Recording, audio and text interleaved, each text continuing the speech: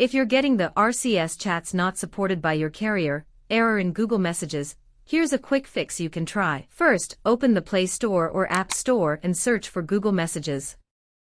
If you see an update available, install the latest version of the app. If you only see Open, that means the app is already updated. Next, launch Google Messages and tap on your profile icon in the top corner. Then go to Messages Settings. Inside the Settings menu, tap on RCS Chats. Make sure the option called Turn on RCS Chats is enabled. After enabling it, restart your phone and reopen the Messages app. In many cases, this will fix the issue and activate RCS chats properly. If the problem still continues, your carrier may not fully support RCS messaging yet in your region. If this tutorial helped you, don't forget to like, share, and subscribe for more tech tips and tutorials.